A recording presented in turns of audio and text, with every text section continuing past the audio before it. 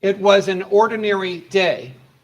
Grandma Susie had taken Greta, her 2-year-old granddaughter, out for a walk in her Upper West Side neighborhood. She babysat at least once a week, and tonight was going to be a sleepover to give Greta's exhausted parents some time off. Grandma Susie and Greta were licking their ice cream cones sitting on one of their favorite benches, just a block from Grandma's apartment in New York City. Without warning, a brick fell suddenly from an 8th-story windowsill of the poorly maintained building and hit Greta smack in the middle of her tiny skull. Grandma felt a sharp pain as the brick bounced from her grandbaby's head to her leg, shattering her bone. There was blood everywhere. Rushed into surgery to release the pressure on her brain, Greta was not able to withstand the trauma and died a few hours later. All the while in the hospital, Grandma Susie, weeping softly, moaned repeatedly, "Why couldn't it have been me?" Everyone was numb. This could not be happening. Tragically, all this did happen. Greta's father, Jason Green, wrote a memoir, Once More We Saw Stars, about he and his wife, Stacy, got through this unimaginable loss. Like Jason and Stacy, many of us here today at this Yitzkor hour have had to learn to find a way forward when there's no road back, and no blueprint exists for what to do or how to manage. After donating Greta's organs, the family covered her battered body with her favorite scarlet polka-dotted dress, the one she called my pretty dress. They added her beloved stuffed animal, a yellow dog named Daisy, and her blanket. Jason wrote what it felt like upon surrendering their daughter's lifeless body. The pieces of our lives are scattered everywhere, and we can never pick them up again. Death hits all corners of the world. It comes for drunk teenagers who careen off dark roads. It comes for babies tangled in Venetian blinds. It comes for children floating in pools. And death came for my 2-year-old daughter, hit by a random falling brick. Like Jason, we wonder how to continue with our lives when someone we love so dearly is taken from us. What we want at the moment is, of course, not possible. There is no normal to go back to anymore. Jason would walk along the river and holler into the water, "Oh, sweetie, I'm so angry," he would sob. "I look for you everywhere I go. You were only 2 years old when that chunk of brick hit you. Why did this happen to you?" Some questions don't have answers. And when they don't, finding a path is more difficult. So sometimes we try a number of modalities.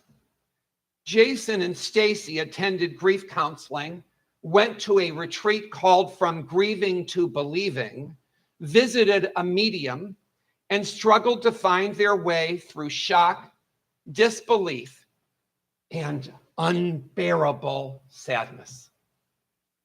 They were told that a broken heart is an open heart, and a heart that is open can be healed and reformed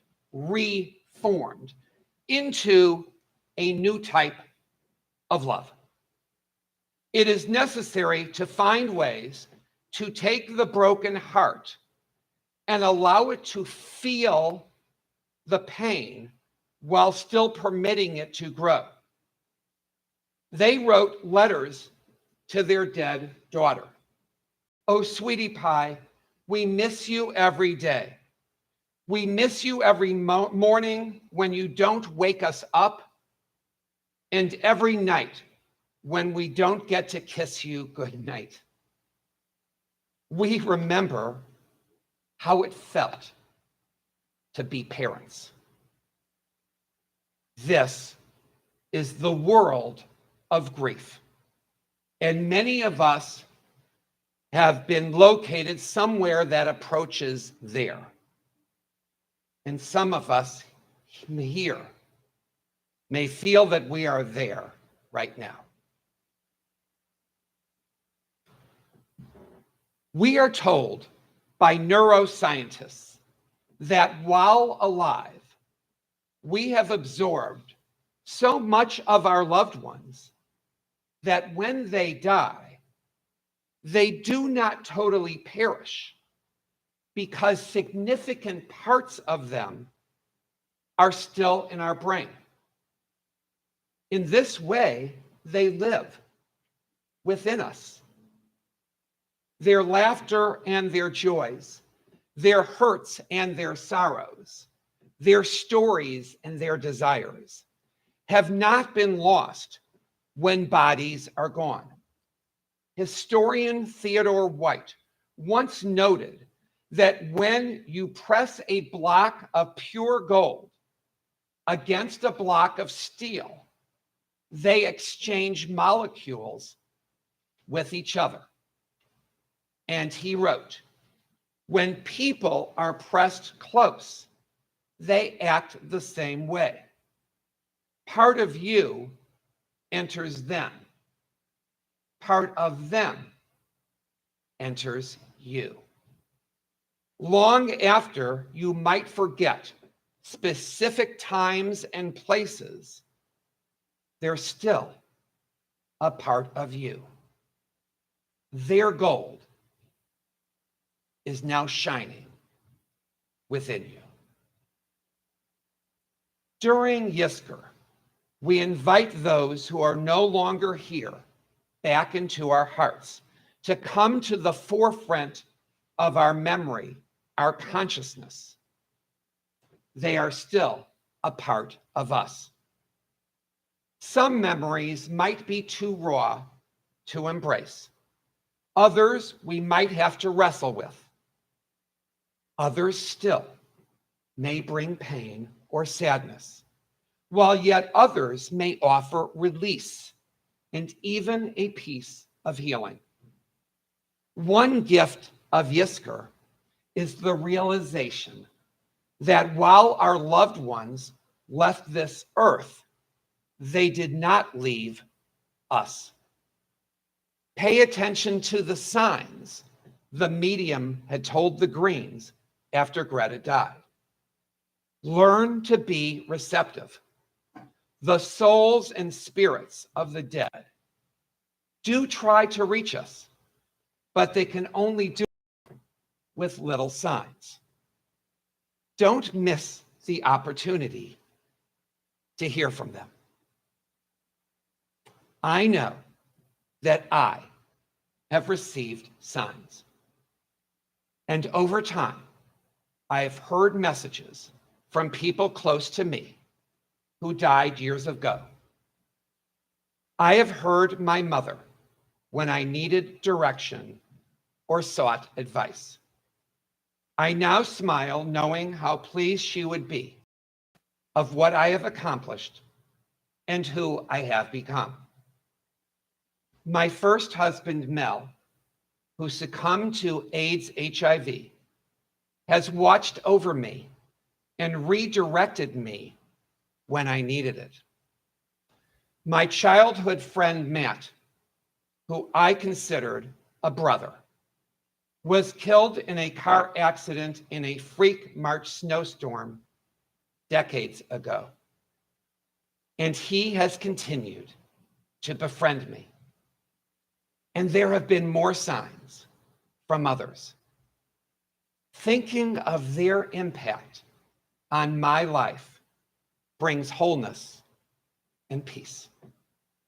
As our High Holy Day prayers remind us, our days are like a breath, our lives like a fading flower, the passing shadow, the vanishing cloud, the dispersing wind, the disappearing dream. There is so much about life and death that we can never know. So we all find ways to keep ourselves together. Listening, writing in journals, hollering on private walks, sharing precious stories can all be baby steps towards healing. For some, sometimes more dramatic steps are needed. Jason and Stacy knew that they could not stay in their Brooklyn apartment. For them, moving to a new neighborhood was essential. They could not continue to walk the same blocks or visit the parks that Greta loved. For months, they stayed with friends and in Airbnbs until they found a new home. Co-workers, colleagues, and family members raised money and planted a tree in Brooklyn's Prospect Park in Greta's memory. Money was also raised for the hospital PIC unit, the pediatric intensive care unit, to help other families with small children who faced trauma. All these actions helped the family to slowly start a process of restoration. When after a year, Stacy became pregnant, Jason and she worried that they would have a replacement child and forget Greta. On what would have been Greta's third birthday, the Greens went to Taos, New Mexico, to a unique grief retreat. They wanted to understand how to honor Greta while bringing another child into their lives. There, with a drum beating, Jason had a profound experience at a spirit ceremony, and it changed everything for him. He was taken on eagle's wings and soared above a forest. The eagle dropped him into a wide open field where he lay on his back, when suddenly Greta walked up, dressed in the clothes that she was wearing the day before the accident. "Hi, Daddy," she offered. She beckoned, and he followed into the forest to a massive pit of earth with loamy soil. Greta scrambled down the pit, and they met at the bottom. And Green writes, "The dirt down here breathes." Greta kneels to it and with her two small hands scoops up rich living earth, letting it stream from her palms as she holds it up to me. "See, Daddy, see?" And then I understand. When I am returned to earth, Greta would be literally everywhere. Her love and presence would blanket me. She would be flowers, bees, sky, root, dirt, frogs, water. We were suddenly back in the light of the field. Greta waves and offers, "Goodbye, Daddy." The vision continues, and the eagle rips at Jason's prostrate body. Green surrenders. The eagle's talons pull out Jason's heart.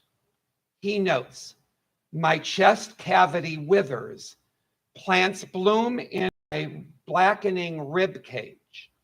I become Greta, and Greta becomes me. The two of us are soil cupped in the palms of the world." And then the guide leading this vision quest slows down his drumbeat and tells Jason to open his eyes. My eyes open. Oh, my darling girl, Greta. I finally understand. 1 year and 3 months after Greta's untimely death, Jason and Stacy give birth to their son, Harrison. Having held their firstborn child's corpse in their arms, they were no longer naive. They faced the world knowing that something terrible could happen at any moment. Yet Greta's death taught them that though the world itself can be pitifully dispiriting, it can be immensely beautiful. At the end of the book, Green tells his son to stay close to his sister, and he writes them a letter. Harrison, baby boy, we must learn to balance something very tricky. You, me, your mother, and your sister. We must learn to embrace our fragile lives. I feared when you were delivered into my hands that we were going to damage you, for my wounds are still healing, and a dead corner in my heart remains. Greta, baby girl, I can still feel you. You want to help us find peace. I know you do not struggle, and I sense you stepping in to direct us on this journey. Stay close to Harrison, okay? There are many things about his life that only you can teach him. He needs you. And please stay close to me and Mommy. We need you too. And we will look for you wherever we go. Come close, children. I want us to walk together in this field. See the sky. Feel the cool air.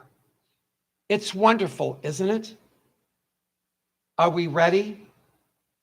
Take my hands, kids. Okay. Let's go.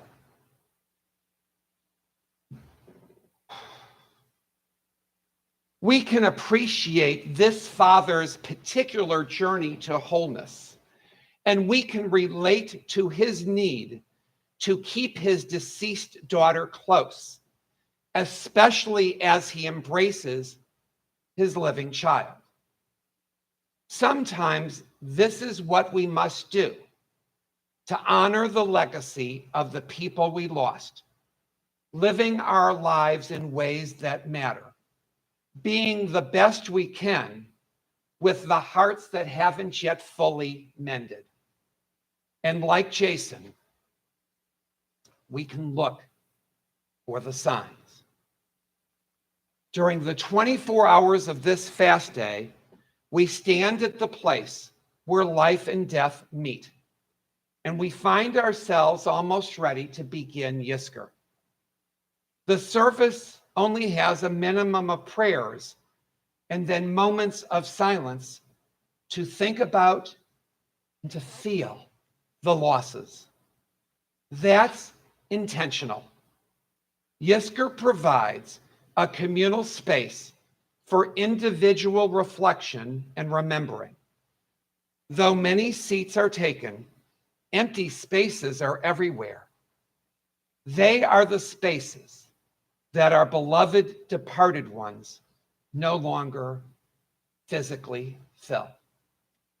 So now it is our time to be vulnerable, to feel, to weep. Among the things of Yitzkor is this: we quiet down so that we can again receive signs and hear what our loved ones might be telling us.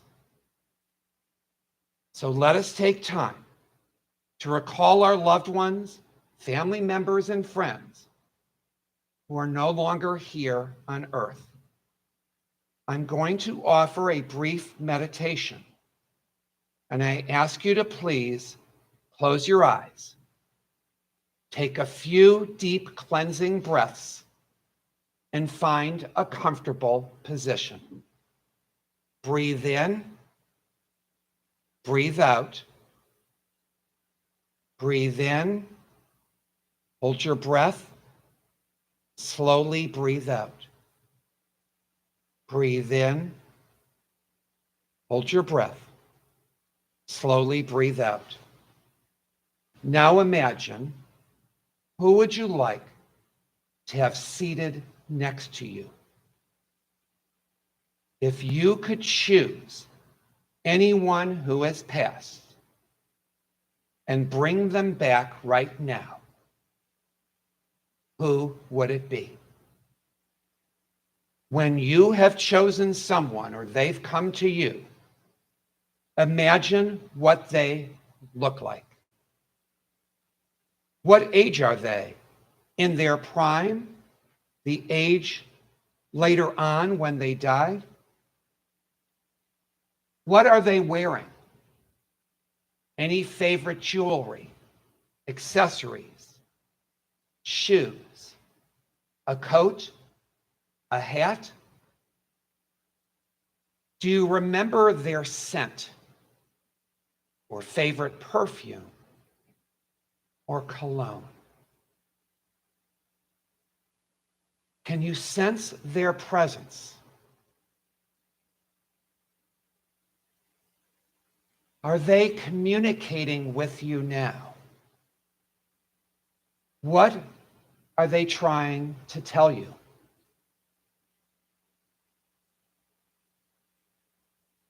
Do you need to ask or tell them something?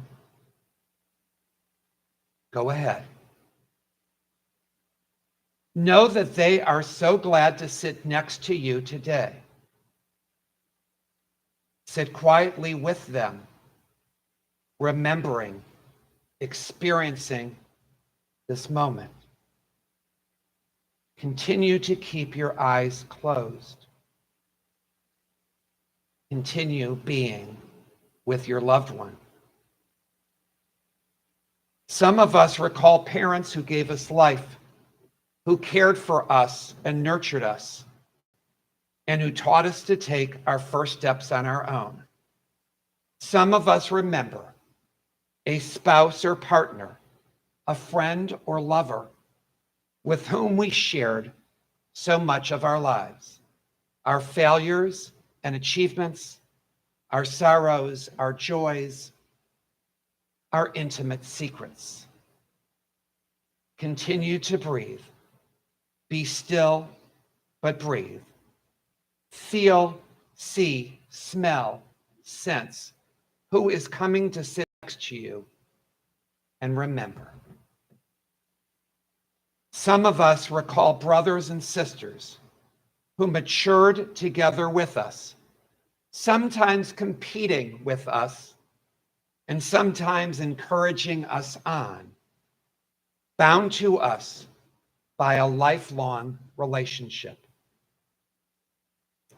Some of us remember children entrusted to us too briefly, to whom we gave our loving care, and from whom we received a trust that enriched our lives. They all are with us. Many of us recall relatives who knew us and beloved friends who walked beside us in life, listening to us, guiding us, supporting us. Our lives are shaped by those who were alongside us as we walked on our path. Take a few more precious moments to visit with those you have loved and whom you invited to sit next to you during this Yitzkor service, our profound time. May memories of love inspire us to love. May painful memories impel us to mitigate the pain others experience. And may we be granted the strength to reaffirm life's meaning, even in the face of death. Sit quietly for a few more sacred moments. And as you slowly get ready, let your breathing